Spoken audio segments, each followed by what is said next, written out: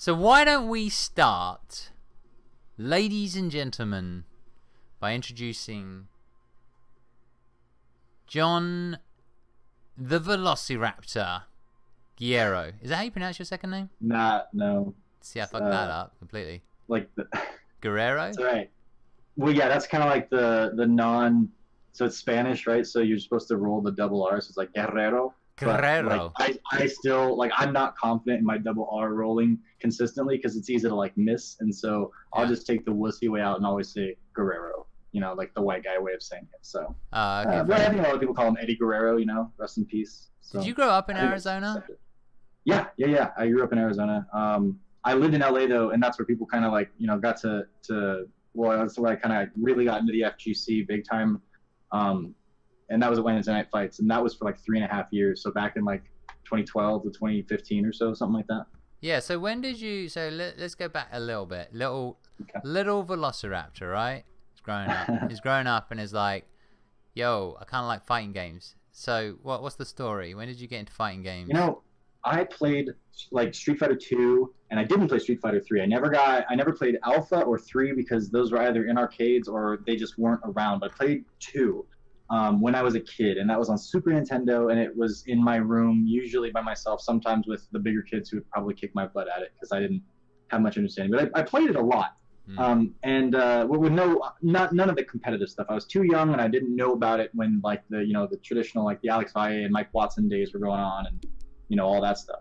But I definitely played that and a whole bunch of other things. At the time, I was more into like Guitar Hero because that was still big, and I had just started college. And Guitar Hero was like always with promotions like on the college campus, so you could go to like these tents for insurance companies and play Guitar Hero tournaments that were very poorly run, but they gave you like an iPod or like $250 or something like that for setting a high score. It was like ridiculous. So I would go there and like change my name, and like just whenever they cycled out, I would just come back with like my friend's name and then enter again and win. And so I made a bunch of like money off of Guitar Hero when I first started college. So that's what I was doing video game wise. And then one day, my roommate Driftwood at the time, he's like, hey, there's a new Street Fighter out. And I'm like, I definitely played Street Fighter as a kid. And he's like, let's go get it. So we went 50-50 on it, brought it home, played it. It was Street Fighter 4 vanilla. And this was 2010, early 2010. And that's when it all started. And I played Ken, he played Ryu. We both played on pad. And then he did the research and found out about the FGC. And we ended up going to a tournament eventually. And so like, actually I went for a Guitar Hero tournament to this new place called Arcade in the Box, which was, some people might recognize that name. It was our local arcade where the FGC would gather in Tucson, Arizona. And the owner was also like the only other guy kind of like outside Mad Catz, at least this is the way I was told, that was really making fight sticks because they hadn't quite exploded yet because Street Fighter 4 was just getting off the ground, right? Yeah. So only like really serious gamers, and the FGC wasn't as big as it was. But so it was cool. It was like this kind of like supposed to be like this legend in this new community that we were getting into, and we would go to Arcade in the Box and play with those guys and stuff. And I assume one of your next kind of questions is going to be about the whole Gouken thing, because that's what people ask me all the time is like, why Gouken? Is that fair? Well, you can slow down. Or should we say that for later? No. You can just take a breath. Okay, I'm sorry. Am I going too fast for people? Yeah, you can take a breath. I just want to ask you a couple of things. So, first of all, Guitar Hero. That's interesting, right? So you're making money out of playing these Guitar Hero competitions in your area. Do you think? Yeah, it was just, I didn't follow like a Reddit or anything like that. I just, whenever one would pop up, I would make time for it and go do it and usually win it or get like second, whatever, so gift cards and random prizes. But with Guitar Hero, I find that interesting because everybody who's like my core crowd knows that I often say like a lot of good fighting game players play musical instruments, things like that. Music. Like they practice like cadence and rhythm. And well, all that if you count the plastic guitar as a musical instrument, I think that's very basic in that avenue. Isn't it similar sort of thing? Like you have to train with Guitar Hero. It's rhythm, and it's learning different configurations, I suppose. And I also play like the drums and such. And repetition. Yeah. So there's parts of it, but it's not the full experience by any means. No, of course and not. It's not even like same ballpark, but definitely with training wheels on. Okay. So but like, yes, I bet like that kind of translates to someone that would be good with rhythm and stuff like that, would be good at fighting games, and where you have to kind of like think on your feet and adapt and move. I certainly am not known for any kinds of good execution. So maybe that's because I'm only good at, you know, guitar with training wheels. all right. Well, before we talk about Gouken, let me understand, who were you playing before Gouken was released? Because he wasn't released. So it was for a little while, right? Well, no, he came out with vanilla, but oh my god, yes, in vanilla, you had to unlock characters. You had to get like Sakura and Akuma and a whole bunch, Rose, I think, Seth, and the only way to get Gouken was to unlock all the other ones, and so he was the last one you would unlock. So in a sense, he was like in a later stage of the game, because you would have to have put enough time away into single player mode to get through all that, right?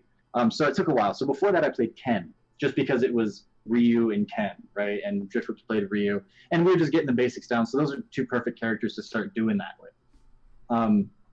But once we unlocked them, Driftwood actually said, "I'm gonna play Gouken," and he would say this every other week. He's gonna play a different character, and he rarely changed. But he's like, "I'm gonna play Gouken because he's so cool." And just a little part of me was like, you know what would be funny is if I actually did pick this character up and then surprised him by following through where I knew he wasn't likely going to follow through. Yeah. And so I just did, and it felt fine. Like, it was fun playing him. And actually, he was pretty bad in vanilla, but he had one saving grace, and that was the back throw, which was a delayed back throw. People that played for definitely got hit with Gouken's back throw and said, "I teched that." In fact, that was like a trademark saying around here for a long time, because people would always like, "I teched it." But it was like a late frame window, so people would still get hit by it because they'd react too quickly or something. Yeah. And you could do that into Ultra 1, which did like half your life, more than that if you were Seth. And so he was fun. And so I stuck with him, and I tend to stick with a single character on a single path unless there's something that really pulls me into something else. So from there on out, that was it. I was playing Gouken, and nobody else really did. So when Driftwood did the original research, right? So you got the game, you started playing it for some reason, because it always blows my mind that people find the FGC and that like decide to take a game seriously. So Driftwood, it sounds like Driftwood was the one who initially kind of made that happen. But did you guys start going to Wednesday? Was it Super Arcade or like? Well, we were in Arizona. And then when I graduated college, I also, did you tweet out this stream? Oh, live? Yeah, I did. I can tweet it out again live with. Well, no, it's fine. I just wanted to share it. But no, I ended up moving to LA, and then like a year later, he moved to LA, and but I found Super Arcade as soon as I got out there, because that was like, even though I was out there for like trying to find a job writing and acting and stuff, I really wanted to find the arcade and play there, and that was really my like true passion. So I would start just to make sure to go to anything and everything the Super Arcade had going, and I was meeting new people like Mike Watson and Blockbuster John, and then like Online Tony and Snake Eyes. Snake Eyes was a little bit later, and those kind of that group, and a whole bunch of the old school guys and whatnot, and just really submerse myself into one of the few hearts, like biggest hearts of the FGC, that being SoCal. Like, there's a real significance in the SoCal scene in the history of the FGC, right? So it's like I got to go to like the Hall of Fame or one of them, and that was really cool. So and like playing Gouken with those guys, I was a little intimidated, because at home I was not regarded as a good player. Because like I played a character that was like, that's too low tier to be good, so you have to rely on gimmicks. And then things like using the counter instead of a regular anti-air was like a no-no, because the Arizona crew was really conservative in their way they approached the FGC. Like, you had to play a specific way. Like, very few of them like 5. Like, they're okay with it sort of, because they're like demoralized from 4. But anyways, they're very conservative. So I go into SoCal, and I'm like, I have to like have my like backup straight all the time and like play pristine and perfect, and I know I didn't. But like, they kind of accepted me more than the Arizonans did at first, and since then, like, I'm 100% cool with everybody in Arizona. So if any of you guys are watching, you know that I love you. But yeah, it was this whole experience getting to go to this this awesome FGC location and play on weekly and do okay with a character that people were not seeing. Like, that's where a lot of all of the like any and all notoriety come just because I was playing a character that people weren't familiar with. So I was like the first to do a lot of stuff in front of people, but I never feel like I mean, I was okay, but I think I got a little bit more credit than I deserved sometimes. So, but you, I mean, you were playing a character which was, you know, not played by many people, and you were sort of doing very well with that character compared to other people who played that character, and also, you know, I want to say pioneering, yeah? Sort of, but I would get my tech from just usually watching videos. Or just whatever would normally like just kind of come to me, or like Driftwood saying, you know what you could do? Like you could do jab jab and then do a parry and catch people's crouch tech, because in 4 you would press throw while you're crouching all the time, because it would cover both if they attacked if they tried to throw you, or if they didn't do anything, a move would come out. So it was very good for those of you that didn't play 4. And like you could abuse that because almost everybody did it. So you just do jab jab and then you parry, and when they crouch tech to make sure you don't throw them, they get countered, and then from there, if you do that, you can cancel it into the super, and it's like a surprising timing that like just every time it happens, people like lose their minds because it looks cool visually. It looks cool, and so I got like credited for that as like the Velociraptor special, things like that people hadn't really seen before. Like I think I mean the credit obviously goes to Driftwood for thinking of that and then communicating it to me, and then I would just kind of like put it into practice, right? Yeah. But like doing little things like that were small, like, you know, charisma boosts, and when people are happy with you. Like there was a time where our Kappa, apparently I never went on our Kappa, but like they really liked me just because I was the Gouken player. And then I just like once I started working for like EventHubs and stuff, that changed, and now I'm like a pretty hated on Kappa right here. But like I don't know, I just got like I did some cool things at the right times, is what I'm saying. So as you got more involved with the FGC, so if you weren't involved with the FGC, what do you think you'd be doing? Because like this has led to like a job with EventHubs, and like you're all in, you know. So yeah, if you hadn't like found that, I guess, love and also, you know, notoriety, what would you be doing? Well, I went out to LA to try to get a job in like the entertainment industry. So like Oh, you did? writing, acting, yeah. I was working at an improv theater and basically like managing it. I went from what's it called? Just like an intern to manager, but like not with any pay. It was completely like all but abandoned by the guys that owned it. And so that eventually closed, and I was like writing and working as a bartender at Red Lobster, and I worked at a place outside of Universal Studios. But my passion was always fighting games, right? So I mean, if they weren't there at all, then I would probably be pursuing that. I'd probably be trying to act, or I would have failed at that by now so completely and conclusively that I would have gone back to school to be a psychologist and maybe like go in the counselor route, because I like to listen to people and like bounce ideas off of each other and things like that, and try to, you know, think why people tick, kind of a thing. Yeah. So that's probably the path I'd be on otherwise. Sometimes I entertain, you know, like you wake up at night like, is this where I should be? Is this worth anything at all? And I'm sure everybody has those kinds of feelings, and you go, I'm not on the right path, I'm not doing the right thing. Everybody feels that though, so don't let it get to you. And I'm having a lot of fun, you know, meeting people like you and like so many people that I never would have met if I wasn't part of the FGC. Like that's such a plus. Like that helps you in such a significant like psychological way, you know, that you can be a part of this community and feel like you belong, even if sometimes it can be kind of rough and tough. I don't know. It's cool. It's a really cool thing. Yeah, it's interesting. I was talking to you about this earlier. It's interesting that community. It's an interesting idea, the idea of the FGC and what it means to be in it and not be in it. And like I'd said to you that people have actually asked me, how do I join? which always makes me laugh, because but then it made me think, and I was like, what do you mean, how do you join? Like you just play games, I guess. Like, but then I was like, well, what does it mean to be in the FGC? You know? And then somebody, I can't remember who it is. It might have been Todd. One of the guys in my core group here in the chat had made a delineation between the FGC and the hardcore FGC. What's the difference? Where's the line at? I've no idea. I think it's the same line that I have between the FGC and gamers, basically. And I don't know what the line. I don't know what the line is. I have no idea. But we were I think joking about it in chat before about having to get like a membership. Like Mike, I think somebody joked that Mike Ross has to give you a membership. that guy had so much charisma. It's amazing. I know. Like, yeah. he was such just a people's champ. He was a really fun guy. So, all right. So, what was your like when you were playing Gouken, right? Do you still play at any point? Do you ever play a little bit of 4 with Gouken? Yeah. When I go over to Driftwood's place, his girlfriend's house. Yeah. His and his girlfriend's house, I should say, but it's really hers. I take my PS4 because he had this meltdown and got rid of Street Fighter 5 because he hated it so much. I think I remember that. Yeah. Yeah.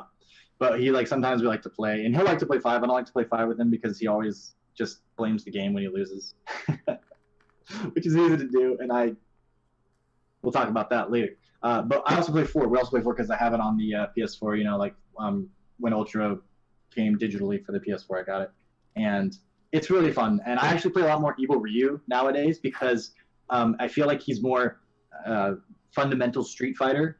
And he's kind of helped me in 5, or really it's rather that my play in 5 being more trying to make it footsie based, which is not a great idea in 5. But anyways, my trying to play like more traditional Street Fighter, I think Evil Ryu helps that, and it helps my Evil Ryu. So it's like I get to be more aware of things that I think are important in the game and things I should be practicing, so that both games, you know, leveling up in either game helps the other one, and they're complementary instead of like learning one thing here and then something else here, and like they don't translate, like they're not good strategy in both games. I think that's kind of dangerous. And so when I play, I do play occasionally a little bit of Gouken just for like old time's sake. Like when we have to go, it's like, all right, 1st to 3 with Gouken. Like, all right, bring him out. But like, yeah, I spend a lot of time just doing like Evil Ryu stuff because I find them very fun. But doesn't that take like if I was playing Evil Ryu, I know that would take a lot of my time to practice combos. Are you pretty natural with combos or? No, and that's one of the fun parts. I can do them, but like I definitely drop a lot of combos, and I just blame it on the fact that I don't practice enough. But I might be worse at combos than the average person. I don't know. I've never really played characters that require consistent, strict timing. I know I can do it, but like, and I'll spend. It's fun with Evil Ryu just go into training mode and have meter for forever, like infinite meter, and just do his like 1-frame links combos across the screen and see how far you can get or see how many hits you can get. And obviously you're still like, you know, just practicing the rhythm. But it's a whole other thing to be able to do it from training mode to arcade mode, and then from arcade mode to like a casual versus, and then from there consistently to like when you're playing in tournament, and then you can do it in tournament, but you can't do it when you're on stream, and then eventually you can do it when you're on stream. And that's kind of like the progression, being able to do stuff. Okay, so and that's one of the fun things about Evil Ryu. You know what I forgot to ask you is where the name Velociraptor came from. I'm sure we've talked about this in the past, but I need to be reminded of that. Yeah, so gosh, this was almost 10 years ago. I think it wasn't right after Step Brothers came out, but we had watched Step Brothers recently, and then when we went to Arcade in the Box for our first tournament, we didn't realize it, but you had to have some kind of a tag. And so I was like, oh, and I had to come up with one on the spot. And we had just recently watched Step Brothers, and there's that scene where they're talking about things that they both really like and become friends because of it. Like, did we just become best friends? Yep. And Velociraptor is one of those answers for their favorite dinosaurs. I was like, Velociraptor. And I was like, that's fine. That seems like it would work. And that's kind of distinct. Like, I don't know. Like, and it gives you a visual and inspires people to, you know, to picture that for a second. Yeah. And it's kind of goofy. It's like, I'm like, people are like, is it your favorite animal? I'm like, no, it's just what was on my mind at the time. And it happened to be kind of cool. I guess some people could take it as cool. So I like kind of hinge on that. But yeah, like that's basically it. So I was like, well, I was Raptor, I guess. And that was it. And then just, I didn't even always enter as it. Sometimes it was just like, hey, I'm here. And they wouldn't ask for the name, but they would put down Velociraptor. And so it just kind of stuck. And then I needed, you know, for the stream and stuff. So that just kind of naturally became my thing. And people would poke fun at it too in different ways, or just like it and like make jokes like with it. You know, like the Jurassic Park, like when I'd be on stream, they'd be like, life finds a way. And it's like, yeah, we're all just having a goofy time, you know. It's a goofy name, playing games, which is not goofy in and of itself, but it sort of is. Like, it can be taken as such. And you're watching it, and it's fun and it's exciting, but we can also be having like a lighthearted time. And I think that's what that was. Got it. So what was your top moment with Gouken? My top moment? Yeah. So what was it? Well, I mean, it could be something that's meaningful to you, or it could be literally this was where the best I did with Gouken. I don't. There's okay. I have like a top three, and I don't know how to order them. Was it when you beat Sanford Kelly and threw that stick on the floor? That was a story, and that was chapter, I think, 4 of the story, or maybe chapter 3. Okay. But it didn't work because you won, right? Didn't you win? I remember thinking that's kind of... So that starts with one of the 3 that was a candidate for my favorite, and that was at Evo 2014 as part of Wednesday Night Fights versus NLBC on the Evo Grand Stage team match, right? Yeah. So like on the West Coast, I mean there was still NorCal too, but like that was when SoCal was freaking hot, you know, when Snake Eyes was at his peak, and such. And so we picked 5 guys, and they picked me, and I got to play, and that's when I first played Sanford Kelly ever. And we played, and I kept hitting him with these goofy Gouken shenanigans. But there was also some really good moments where we read each other. It was awesome, and I won barely at the end, but it was very hype. And that was chapter 1. Like, so that's one of my moments, because then we went on to win that, and I got to contribute to that. And that was a really good experience. But then that same Evo, I played Infiltration in pools, and I beat him, and he had just won in 2012, so 2 years ago. But that's a recent Evo champion. Like, that felt really good. And I barely lost. Wait, hold up. This is really interesting. Did he remember Infiltration pulled out Gouken at one stage, right? He did. Yeah. Somebody. Was that for certain matchups. Was that after he lost to you? No. Well, I don't know. I'm not certain. I don't think so. Oh, he I'm did not before? sure. Okay. Yeah. But yeah, I had heard that he had done that, but he dabbled with everybody. It was great, you know. Well, not almost everybody, but he had played Chun-Li in that, and I beat him, and it was like it was a thing, you know, like for me, you know, people were talking about that a little bit. Like that was one of the stories that would kind of go around Evo a little bit. Like, oh, did you hear? You know, it was more Infiltration lost than it was Velociraptor beat him, but it was cool, and that was one of my also one of my top moments. And then the other one would have been when Mexico flew us down to not just like Tijuana, but all the way down to like southern Mexico for Hype Mania. And those guys were amazing. And they flew basically the Wednesday Night Fights crew. So it was myself, and then we had Snake Eyes, Chris Tartarian, Kino, and Mark Teddy, and then Brent came along with us. And we all spent a weekend in Mexico, and they bought us a villa. And it was on the Capcom Pro Tour. It was a legit Capcom Pro Tour event. And I ended up winning it. And that was really cool because I had to play Snake Eyes twice and Kino twice because I had lost to Kino, and then played him again in grand finals. And like basically like the Wednesday Night Fights guys, but then the best of like Southern Mexico. And I had never really won. I think that was like probably the biggest event that I won. So that would go into like, you know, a significant thing. And that was kind of just before like the Pro Tour really caught the public eye and was a big deal. So I don't think that tournament got a ton of attention. I can't even find the matches from it anymore. Right. But it was a very good time just because it was also a moment when being part of the FGC connected me, like not only with like the Wednesday Night Fights guys, but with people in southern Mexico. That we only knew each other because of like streams and things like that. And they reached out to us over social media and were like, hey, we'd want to fly you guys out to make our event hype. If we can get like the Wednesday Night Fights crew, I think that would do the trick. And we got to go and experience like Mexico and see the culture a little bit and you know, go out and do like the nightlife at that time. And like we never would have gotten to do that if not for the FGC. So that's a really special moment too, for like the community's sake. But I've always been like a pretty vain for the spotlight. You know, I catch myself and I have to keep myself in check. But I really like to. I think we all do, don't we? Like. Well, yeah. I just try to be honest with myself because it's easy to say no. Like I don't know. I'm just. No, I like it. Listen, I like that stuff. Talking about that stuff because I'm the same. Like I'll go to I went to Evo recently, and more people recognized me than I was expecting. And like I was like, shit, I need to keep my ego massively in check. Like because it's a weird thing when people start to. Ask you to sign their sticks and stuff, right? And yeah, that's weird because I don't consider myself stick worthy, but it's the accent, man. It sells the whole thing. It's like, just people like sign me up. It's the accent. It's true.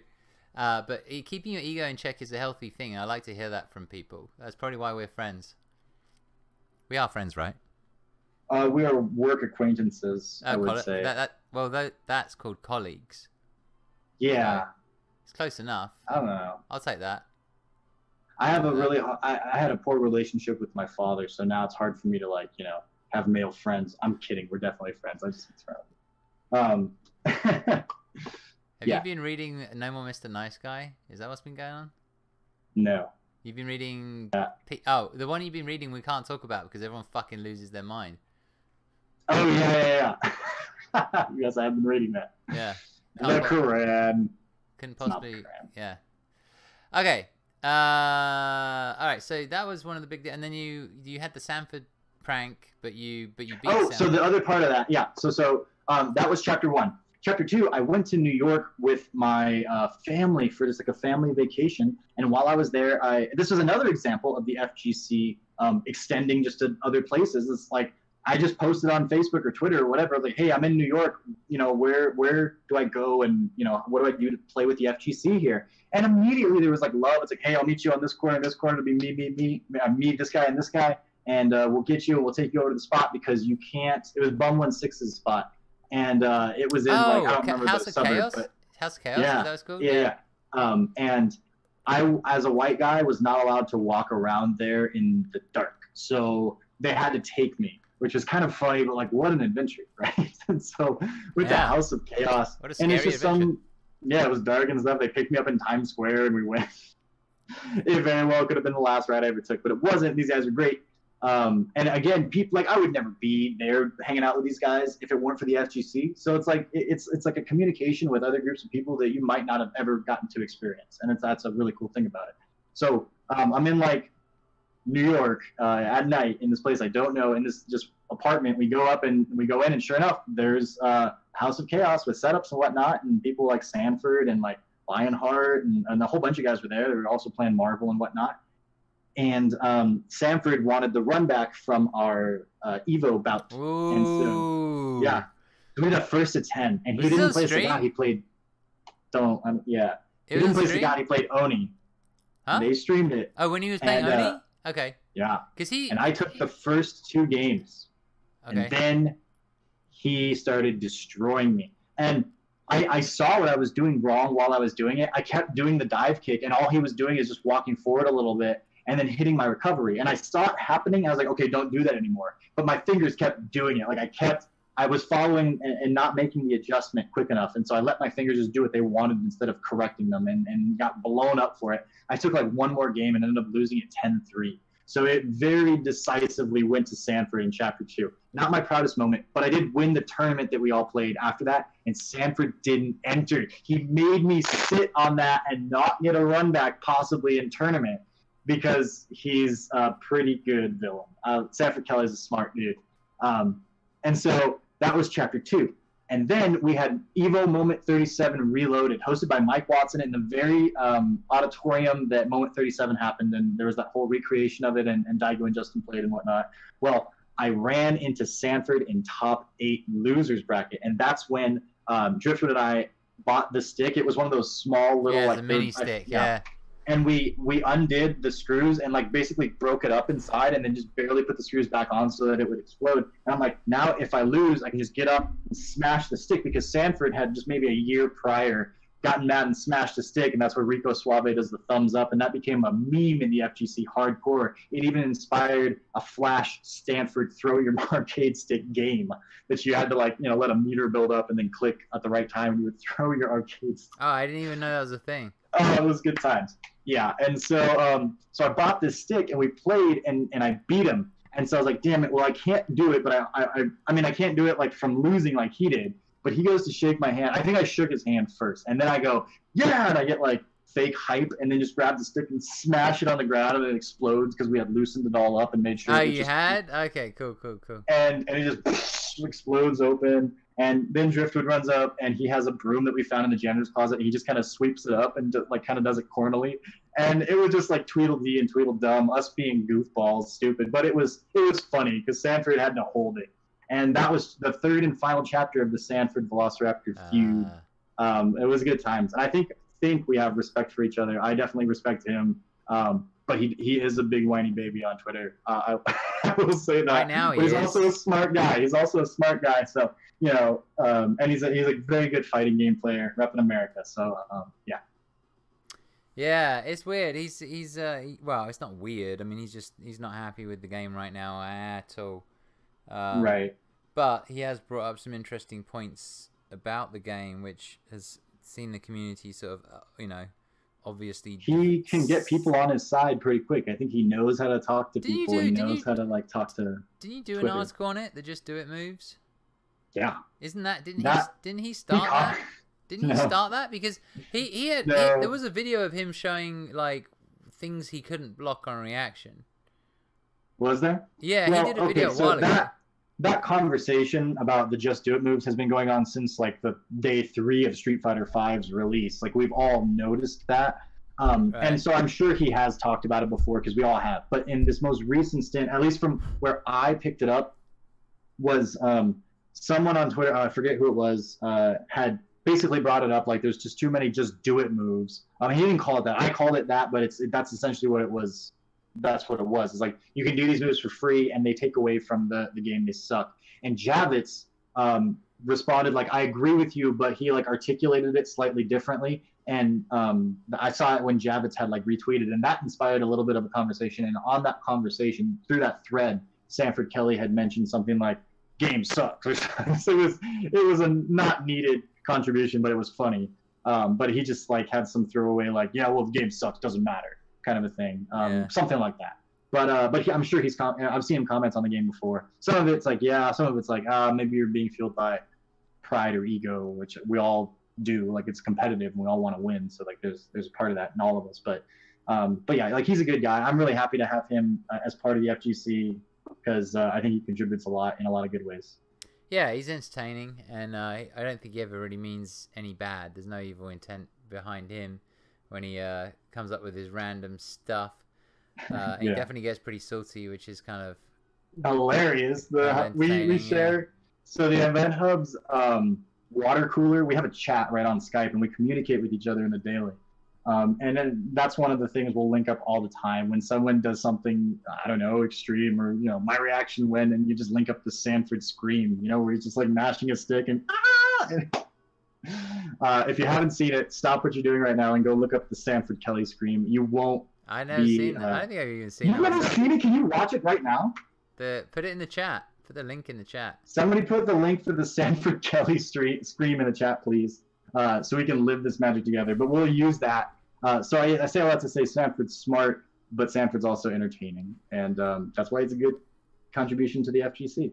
So, all right. So let's fast forward a little bit. Well, one of the questions I wanted to ask you was, do you play any other fighting games, or have you played any other fighting games, or thought about it, or has it always just been Street Fighter? I played Mortal Kombat 2011, which everyone calls MK9. I don't know. I have to be careful so I don't piss people off and say I called the wrong thing, but it's MK9. I think that was MK9. But I could be wrong. There's Home Muffin to the rescue. You and Dr. Swagenheimer's in the house. Thank you very much, Dr. Swagenheimer. Home Muffin and Dr. Swagenheimer. Are you watching it, or do you want to hear the story first? Okay, I'll watch it real quick. It's not going to be on stream though, so because that's fine. Just watch it, and we'll watch your reaction, and you watch your smile. It's a separate thing. Oh, it's only 4 seconds long. Jesus Christ! It happened in real life. Like it just an explosion of emotion. What the fuck was that? That's that was how intense he got. That was exactly like the that cry, that one where the father cries with the son. Sure. What the fuck is that thing called? Where he cries? He just like fucking. That was wild. It was intense, right? So like that was just Sanford Kelly being like so real. I'm sorry, what were we talking about before we? I guess so. You took Mortal Kombat seriously? Mortal Kombat 9. I played Ermac, and then I also picked up Kung Lao because he was broken when the game first came out. And my roommate Troy, who didn't play any other fighting games, he did play 4, Vanilla 4, but like he was like a genius in like math and computer science, and he found Mortal Kombat and Street Fighter very interesting. So he played it more for like the appreciation of like the scientific approach to it or something like that. It was weird. It's hard to put into words. But we played a lot of Mortal Kombat, and we would often play Ermac mirrors. Like that's what we did. And the game was pretty crappy online, and there wasn't a huge following for it, like at least not in our area. We'd have to go up to Phoenix for that, so we did sometimes. But anyways, And the game was silly broken, but a lot of them are. Anyways, I played that, and the one Evo that I entered, I got top 64, which was just to get out of pools. But that was really cool. And but I stopped liking the Mortal Kombat franchise just because it felt like it was just a move, and I'm either going to do a high-low mix-up. So it was always, it felt like in some ways chess to Street Fighter 4 is checkers, and I wanted to spend more time with 4. So that was just my opinion. And then I tried to play Marvel 3 for like 10 days or something like that, but it just wasn't very fun for me. It just wasn't my pace, I guess. So so I've always been around, and I'll like, you know, dick around every once in a while and sit down and just play on an anime game and usually not be very good and then whatever. But yeah, it's mostly just Street Fighter. And then occasional Guitar Hero. Do you still play Guitar Hero? Is that still a thing? I don't even know that's a thing anymore. I bought the new one that came out like almost 2 years ago. The one with 6 buttons. It was fun. It was fun. Yeah. And I play when I go back to like my friend's house in LA. He has Rock Band, so we play a lot of that. But and it's still a lot of fun. But it's I don't know. It just seemed like a chapter that came and went. It's fun for at parties once in a while. But yeah. So when you got towards the end of Street Fighter 4, right? When Street Fighter 5 was on the horizon, did you? Let me see how I want to phrase this question. I mean, I guess. Did you? I can't remember if you were at E3 or not. Were you at E3? No, I don't think I've ever been to an E3. Just PlayStation experience. Okay. But when you saw the beginnings of 5 coming in and 4 ending, like, were you hopeful? Like, how were you feeling at the time? Because some players were a bit like, I don't know about this game. Some players were excited for it. Like, I was 100% along for the ride. You're excited. I was playing 4 and not worried about 5 killing 4 or it being the end. I just wanted to play in tournaments and get better and play the puzzle game with everybody else and try to be the best. And soon, so it was just the idea that we were competing. Yeah. And then the platform that we'd be competing on, or the platform would change from 4 to 5, but we would still all be mostly competing. Things would shift a little bit because the ground changes, you know, but so I was just like, I'm just going to play 4 until we all play 5, and then I'm going to play 5, and here we are. And that's basically like kind of the attitude that I've had toward playing. I really deeply enjoy it, but the change of the game doesn't necessarily tick me off. Like it seems to make other people mad. There are things about the game that make me upset, but yeah, like I'm going to play the game because I want to be part of the community and try to be the best in the community. But also the other things that come along with, you know, like we talked about. You know, you also, I mean, you're at EventHubs as well, so it's all part and parcel of everything that you're doing. So you play Nikali, right? Yeah. I think there was a point, correct me if I'm wrong, but I feel like there was a point more recently where you were like, all right, I'm going to really forget all the divisiveness of the game and all the drama and all that sort of stuff. I'm just going to I'm going to focus in on Nikali and I'm going to level up. And you did that successfully, right? You're like a Grandmaster Nikali right now online, I think. If you consider being a Grandmaster level. Yeah, like on the online realm. And there's some validity to that. Like online is not offline, but it can still help you in a lot of ways. And so it's training in some respects. And so like it doesn't directly, like your rank online does not directly translate to how good you are a player, where I think it counts more, which is in like the tournament scene. But there is definite significance to online, if not just to show people's dedication to like, you know, raise up the ranks. I think that there's a lot in it, you know. You know what? Actually, I should rephrase. Let me rephrase the question because I've remembered what it was now. You were. I feel like there was a point, and correct me if I'm wrong. I feel like there was a point where you were working so hard with EventHubs. There was a point where you were like, hold on a second. I'm not attending tournaments. Right. I'm not doing what I used to do, the thing that I love the most. And so you made some changes in your life in order to, 1, attend tournaments, 2, get better with Gouken. Actually, maybe it's just those 2. I'm not sure, but with Nikali, actually, yeah, for 5. Sorry, with Nikali. Mm-hmm. So what was happening, and then what changes did you make? So I moved back to Arizona because I was dating this girl that lived here, and like when Super Arcade closed, I didn't really have a reason to like stay, and I had EventHubs and I could move. So I did, because I just worked from my computer. So I came back where it was way cheaper and where the girl I was dating was, and my old friends and family and stuff. And then Super Arcade eventually came back a few years later. But I started doing Wednesday night fights in the Santa Ana, like, you know, the esports arena. And so it obviously came back in full swing. But that's when the transition from 4 to 5 happened. So I was in Arizona when 5 came out, and Arizona didn't take it quite as seriously. So like, it was harder to train. I didn't have the caliber of players, you know, SoCal has, and like no one really does. You know, maybe the coasts kind of compete, and like sometimes the Midwest will shine, but like, so the coasts are the most consistent, it seems like, in this game for the most part.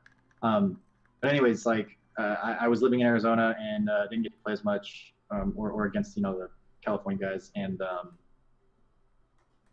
I don't know, like, just I'm sorry, what was the initial like question I was trying to answer, because it kind of went off. No, I just felt like that you had a realization at some point that you weren't Oh, going to yeah, and tournaments. so I was like So you watching had to all of change the- your life to make that happen. Yeah, I was watching the other guys like Chris T and Brent, and then of course like Chris G, all the guys that were in the SoCal scene out at these events every weekend, and I was working at home like watching them, and I was like, the reason I got into this was not to write. Like, I enjoy working at EventHubs, and it's obviously a major part of my life, and now we're doing the podcast and stuff, and I really enjoy that. But like, I joined the FGC because I love the competition, and I was like, why am I not doing this? Like, I need to. It's like, well, it's because you work on weekends. Well, change it or something. Or like, you can work from these tournaments, you work on your computer, just change your days off to Thursday and Monday. So those are like your travel days for tournaments, and then work from these locations. And so like, I changed things around. I tried to go to more events, because the big inspiration for me was like, I'm not as good or as successful at 5 as I was at 4.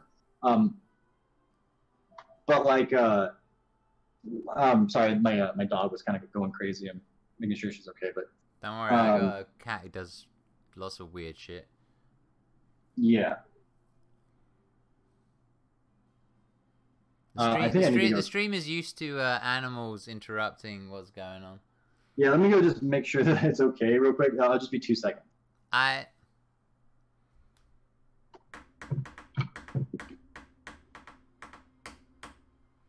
So, I have a few more questions for John, and then if you guys have got questions, line them up in the chat, because we'll do that, and then we're going to do some training.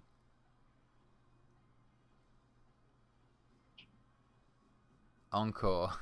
Dude, have you watched that movie? Is that movie out, The Purge? Wasn't there an original movie? The first time I heard about it was on Rick and Morty. Or is it a series? Is it a TV series, like on Netflix or some shit? Purge. Also, I want to say a big thank you to Arcade Nexus. Thank you so much for subscribing. I just I haven't figured out how to deal with those notifications during interviews, so I'll probably wait to the end of that sort of stuff. Terribly sorry about that. Right. Where were we? Okay, so the other question I wanted to ask you was, Yes. how do you, when you go about trying to get better and level up, what do you do? What do you do on a daily basis? Do you do it on a daily basis? On a daily basis, I grind, and that's not. You can definitely practice and not make any progress. If you just mindlessly go into it and just rest on your laurels and do whatever your fingers want to do, because you have to actively think about the things that you're not doing that are leading to you losing, right? And so sometimes it's super simple, but I'll just like sit and focus on how do I make my anti-airs more consistent? Because think about it, the amount of swing in a round for someone getting a successful jump in on you versus you anti-airing them is massive.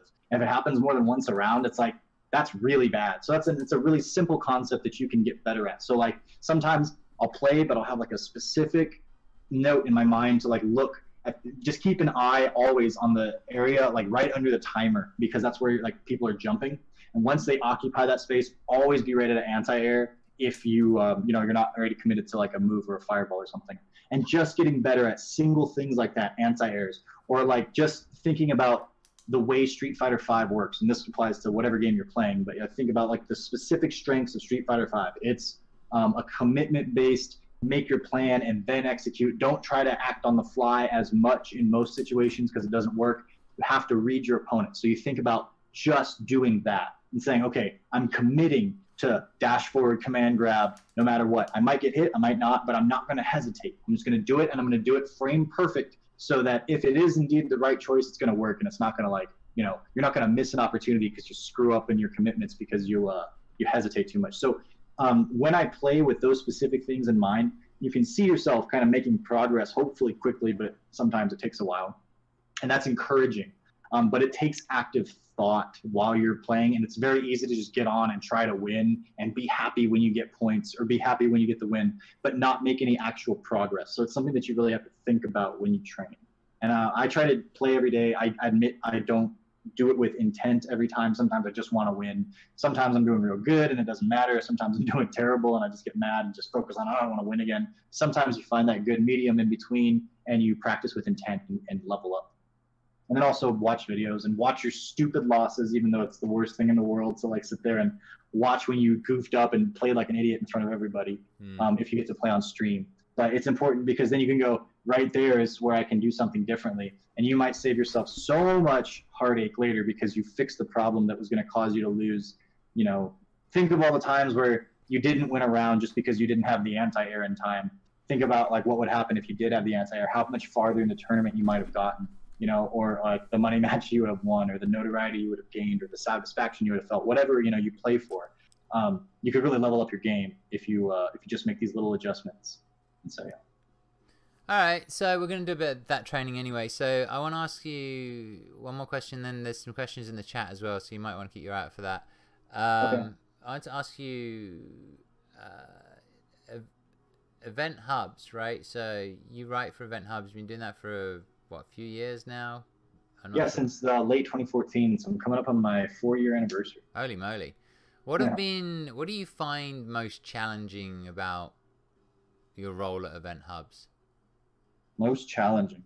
Yeah, it's a great job, man. Like, I get to work from home. It's really relaxed. We play, you know, if things are, you know, going really well on the website and stuff. Sometimes we'll spend time like training with each other and practicing low-key stuff to like, you know, so that we can ultimately like better write about the game. We'll explore certain things about it, and then obviously like keep an eye, make sure there's no breaking news going on. But like it's a really like everyone's out for one or backing one another up, and it's a really good little community of workers, like the best team that I've ever worked on.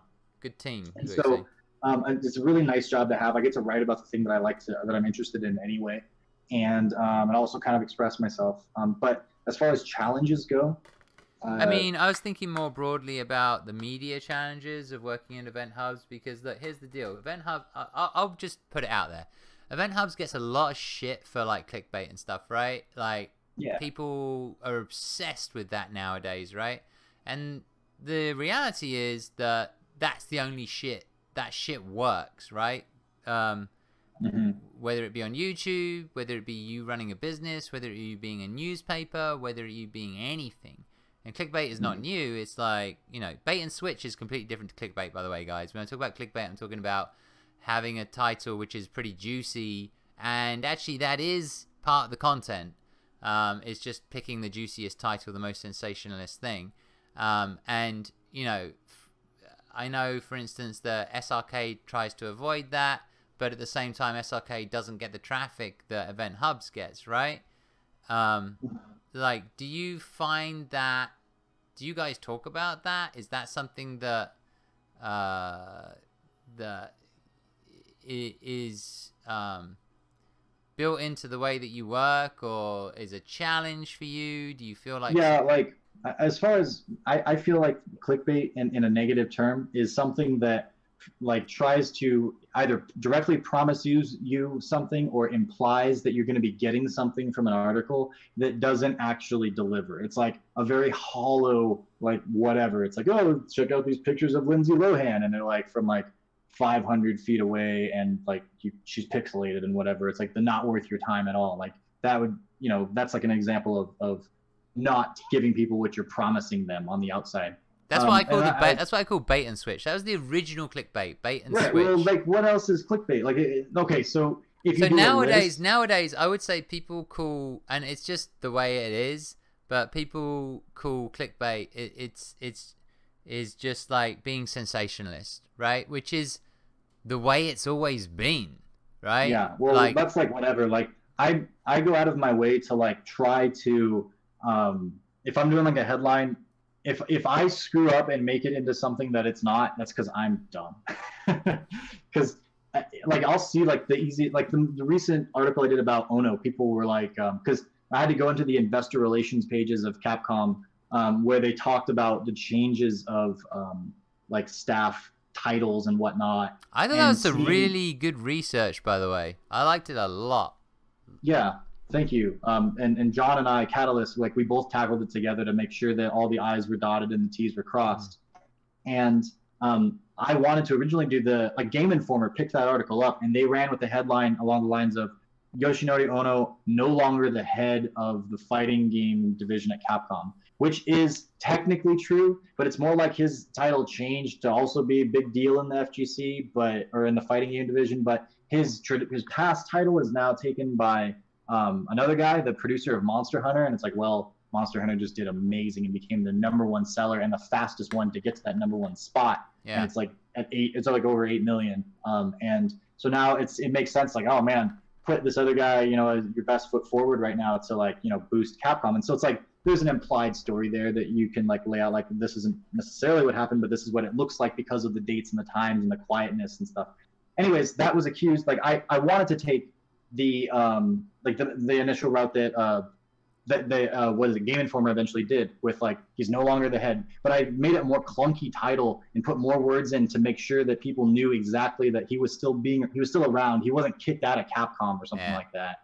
And but people still took it like, oh, Yoshinori Ono's gone and has zero influence on 5. It's like, no, and we may or may not see the influence, and we may or may not know when it's Yoshinori's or Ono's absence or not that it's affecting things. But we have seen, like you talked about, better like quality of life changes in the game with like added like the appropriate menu bars and things like that, the ability to go back and watch your replays easier now, or go into training mode with the person you just played online. Like there's little quality of life things that they're cleaning up, and it's like, well, Ono left, maybe that's what this was, but this actually all happened a while back. Anyways, people accuse that of being like clickbaity, and I'm like, I went out of my way to make sure that this gave you exactly what you were getting from the beginning. So I don't see, like, if you read that wrong, that's on you, man. Like, this is pretty sensational stuff. Yoshinori Ono is moving around, and people really like Ono. So yeah, it's a big deal. Even though it might not have a huge ripple effect, it's something that people would want to know and would want to talk about. But it's like, it's not I don't think I presented it in a way that would make anybody that legitimately read it think, oh, Ono's out of Capcom, because it specifically doesn't say that. The sub headline is he's still in as a general manager. So it's like, come on, it's your fault. Shut up. No, I mean, I think I read the article. I thought the article was actually really good, but I think that's why I brought it up. I just think it's more as a human being, it's a challenge with trying to get people's attention, and and then you put an arrow in your banner or in your thumbnail, and how many more views do you get? Well, look, there's a really really good video, by the way, guys. If anyone's creating content, by Maximilian. Right? Yeah, I love that one. And the video is called Real Talk, and bizarrely, funnily enough, ironically, it has some of the fewest views out of any of the videos he's ever made. But it's like Real Talk clickbait, right? And he talks about the difference in views that he, as a professional content creator, somebody who's making money, the difference in views he gets from making a silly face or having a big red arrow. We've seen it with Ernesto recently as well, right? Ernesto's YouTube channel exploded. Nihongo Gamer is good at it too. Like, I'm starting to do it because the reality is, like, our content. Pays the bills, man. Puts food on the table. Well, I mean, if you're a content creator and you're trying to do good work, it sucks when you do an incredible amount of work and you put incredible amount of work in something and then nobody watches it because it's sat on screen amongst 10 other fucking thumbnails which are more attractive, right? Yep. And so, I just thought it was interesting because at the end of the day, EventHubs is, I think, gets a lot more traffic than SRK, right? And I'm pretty certain that they do, but we'll make content. Here's what I'll just have a quick piece on that, and it's just that like EventHubs, is about fighting game news and culture, and like you're gonna get both. Like you're gonna get the results, you're gonna get the character announcements, like the black and white stuff. We're gonna cover when something like the shooting happened in at the Madden tournament in Florida, like very just strict, like just this happened, guys, and it's terrible. But like you're gonna get a whole range of different news. And some of it is just going to be like the funny pages of the newspaper where it's, image galleries of someone, of chicks that are video game girls that are drawn very sexually and stuff like that. I've always loved that about EventHubs. It's like the equivalent to the porn on Kappa, right? Which is not there anymore. Well, no, to me, actually, on a serious note, when I was making statue reviews, EventHubs would pick those up, right? Because it was like being inclusive, a little bit more wider and more inclusive of the whole community, rather than just like, here's an article on fucking tech for like Gouken. It was right, and that's there too, though, like all of it. And so some of it's going to be, and I use this, and my coworker Justin, Adaptive Trigger, he's been on the front page writing stories now for a while, but he was a tech guy, and he came in and he was like, I wouldn't even say struggling, but he was a tech guy that we had to bring over to the writing staff. And he, at first, like, we were trying to show him the ropes, and he was he's trying to get it and stuff. But then he figured it out, and now he brings in the most traffic with his stories. Like, he's really found his stride, and he's become amazing. Some of the stories that he's found the most success in are ones that, like, I wouldn't say that like they're not helping people like level up, or they're not like really important content. They're things like, we talk all the time about them. We reference them all the time, like Link being right-handed or left-handed in Super Smash Bros. Or the Dragon Ball Z story about like why certain characters are named after vegetables. Like that's another one we bring up sometimes. Yeah. And it's like that information is like kind of old, and it's not going to change anybody's life or even change their fighting game experience all that much. It's just a little aside. But like it's not hurting anything. And you're still getting all of the other content that we talked about. Like you're getting the news, but you're also getting dumb, goofy stuff sometimes. And it's like, it's a good mix of all of that. And those stories track like crazy. And we'll spend like hours on like this detailed, like here's how to adapt to the intricate of Street Fighter 5, and all that. And you'll spend hours and you'll flesh this really, big story out, and you'll get a few thousand views on it. But then we'll do Goku vegetables or right-handed Link or whatever. And those will get like 60, 70,000 views. And it's like, like people, regardless of what they say, they want that because that's what they click on the most. But the point is, it's like, you can, I would be upset with an entity like EventHubs if they only did dumb, you don't have to think stuff. Mm-hmm. But we do those kinds of stories, and we also give you all the information that you're going to want. So it's like, I mean, you can love it, you can not love it. We appreciate you being with it, and visiting and reading our stuff and interacting with us, and like we learn all the time too from people. And there's like a community that's kind of grown up to be the EventHubs community, like the commenters and stuff, and they're a very colorful cast, but it's another group that are connected to each other, and there's something cool about that. There are a lot of questions in the chat that I think we should try to whittle away at a little bit if you want. Yeah, man. Actually, to be honest, where the questions started, I feel like I'm backed up, a little bit. Jamak, so at about 9 o'clock, Jamuk actually asked. Oh wait, hold up. He asked the question before that, I thought. Hold up.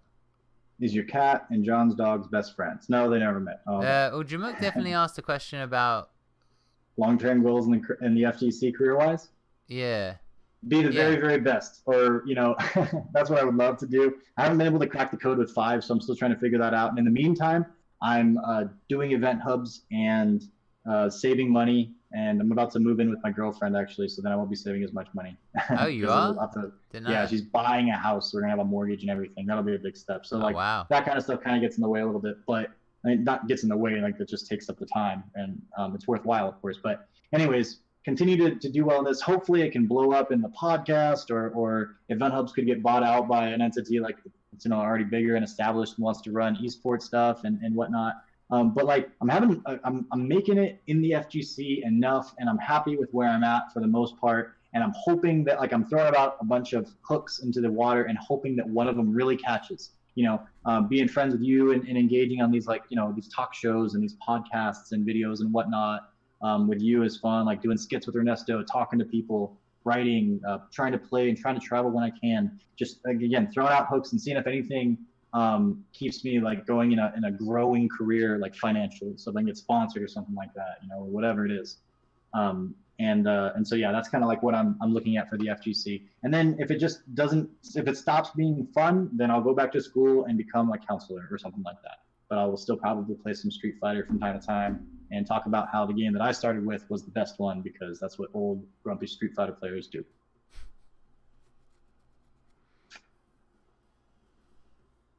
Where are your eyes focused in general when you are playing, your character or your opponent? They move all around. And I've thought about that because, we've done like where ESL does the eye tracker thing. And I think Sako did that a few years ago with some other technology. I don't know if it was the same one or not.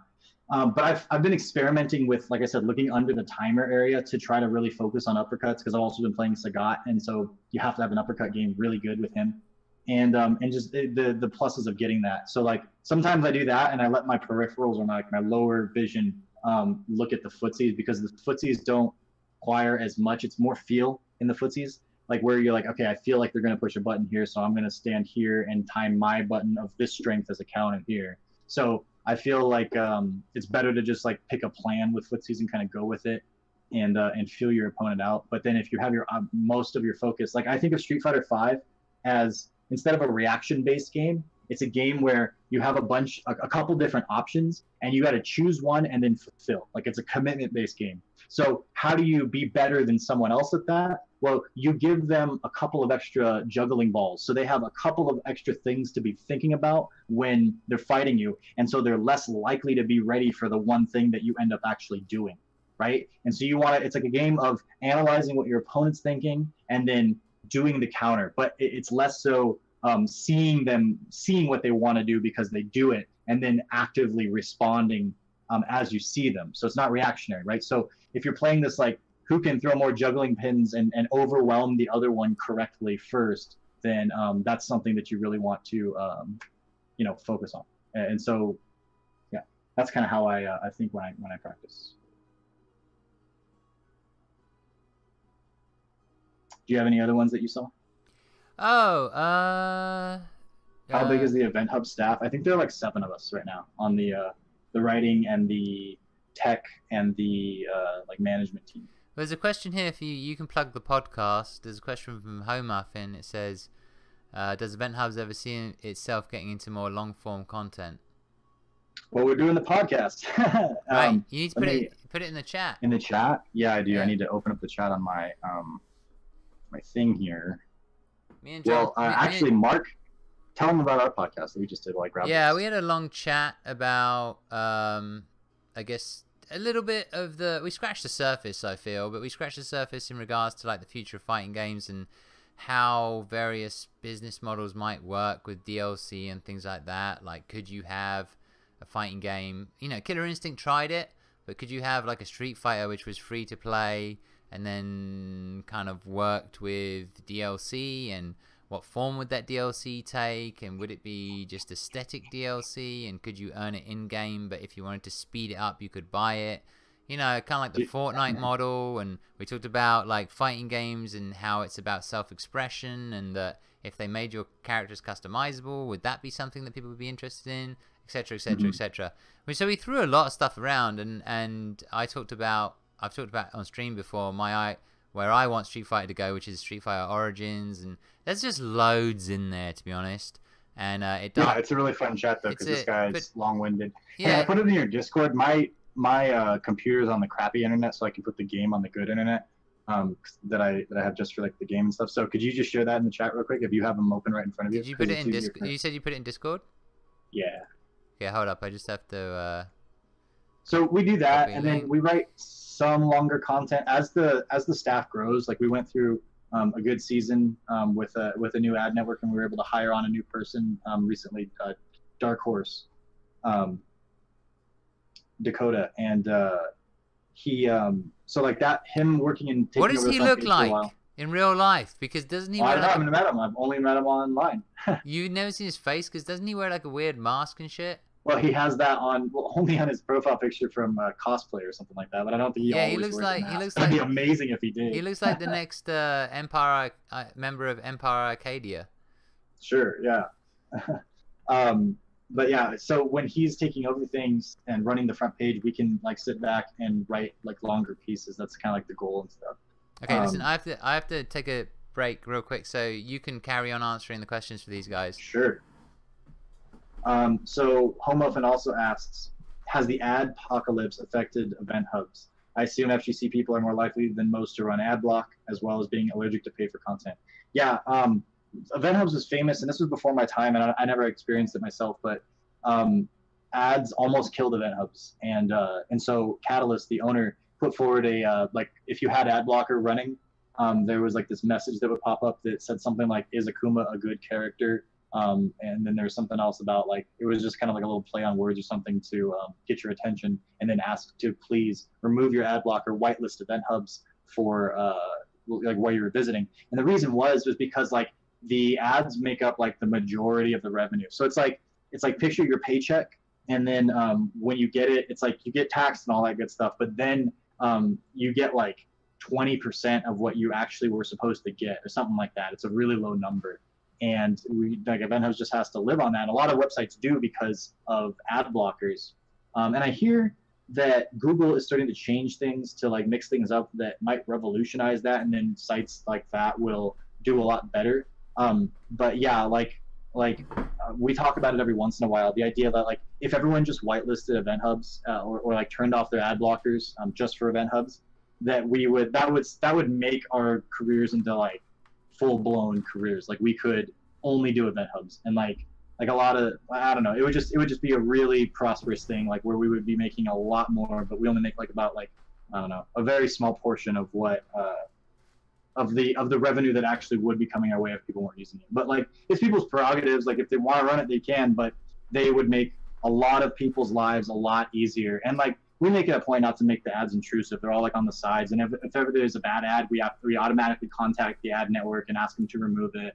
And like, you know, there's a whole process to it. So like hopefully that changes in the future. But yeah, I mean, if you guys could whitelist the site, that makes it so much better, because then like, you know, we don't get credit for everybody that doesn't have that has an ad blocker on. It's like we just don't get paid. They come in and that happens. And like, I don't know.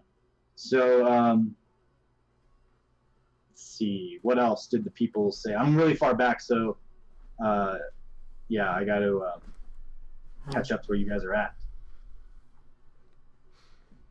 Have you read Jaron Lanier's Who Owns the Future?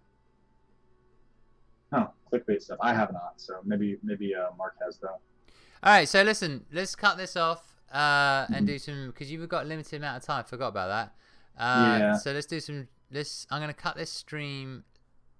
We're gonna move to the training section of Face Your Rival, which. Hey, thanks for you guys though for like interacting and stuff. Like I really appreciate the one-on-one. It's fun to like have like a legit conversation with people that aren't just. They don't have the mask of the EventHubs comment section on.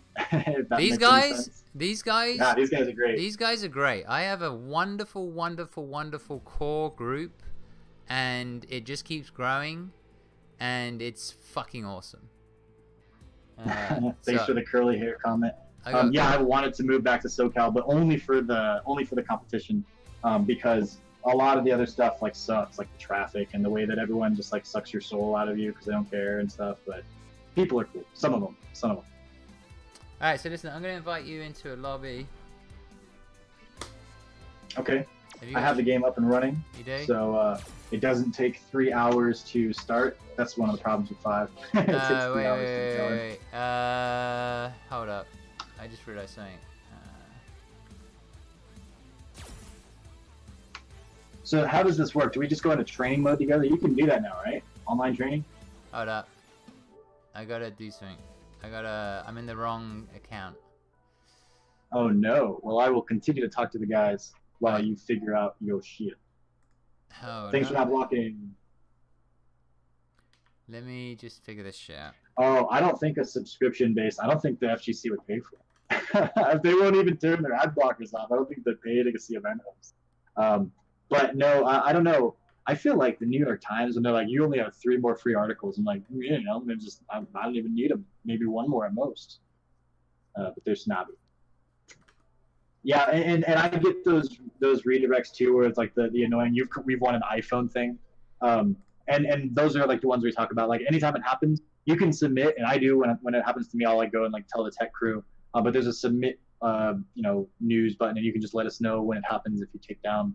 And there's a site that you can put the URL in, and it directly tells our ad network that this is a shitty ad, and to zap it, and then eventually they will. And then new ones come up, but we do our best to stay on top of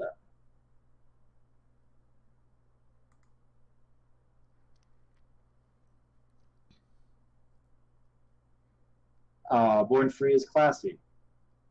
That he is, and it's not just because he's English, although he gets bonus points automatically from being English in the classy department. The fighting game show intro is the best ever. Oh, what, the old nameless fighting game show? Born Free. Yeah, that was pretty dope until those guys, their lawyers, started talking to me. Really? Not really, but there was some dude who turned up in Reddit Street Fighter, and he sounded like a lawyer, and he was like, unless the proceeds go towards the Born Free Foundation in the UK, and then he would like list off like all this random shit about the Born Free Foundation, and it was like this has nothing to do with that at all. Like, when I made my name, I didn't think that I was gonna get, a bit bigger. Or yeah, like, I get sued by Velociraptors all the time. It's kind of dumb, but whatever. That was a dumb joke. All right, so when we play this, do we just play matches against each other and practice certain things? Do you want me to try to play Akuma? Do you think I could beat your Akuma with my I don't have an Akuma at all Akuma? No, I want you to play your character, because we did. So Nikali? Yeah, Nikali. And okay. I mean, obviously you're a grandmaster and I'm garbage, so like you're going to destroy me. But I think you can teach me some things. Gold. You can teach me some things about the matchup, and so what we've done for the last few training sessions is basically get in there, mess around a bit.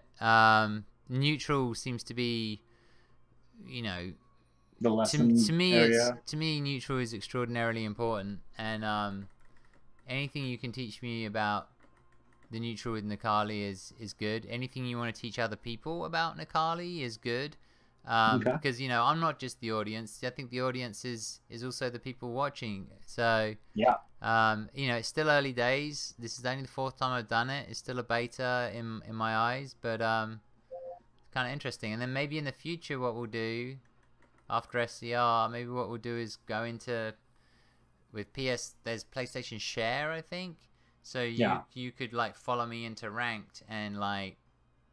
Oh, and watch? And coach and watch, yeah. That's sick, yeah. Wouldn't that be kind of fun? We can. That'd be kind of fun. You can get angry at me, and you're supposed to do me that. Yeah, I thought it'd be throw it away. I thought it'd be kind of entertaining. Nikali's story was disappointing. Nikali was so fucking disappointing in general story mode. It's so unbelievable. Much potential. He had so much potential.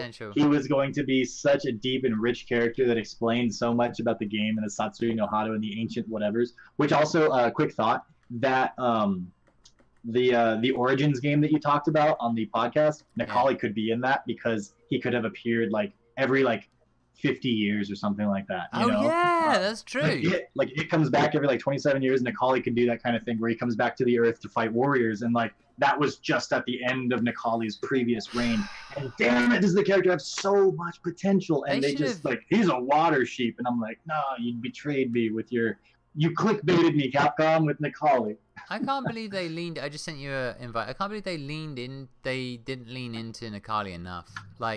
I mean, I know. I think no one likes him. No one likes that character now. Yeah. He's cool, but he was so poorly done. He could have been the initial design when he was first released. I was like, whoa, this is a really cool character, and but now, not so much. People are not really into that.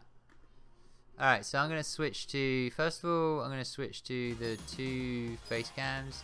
Stream, I'm gonna turn because I want this to be a separate VOD for uploading. I'm gonna turn the stream off quickly and then return it back on again. So give me 1 second.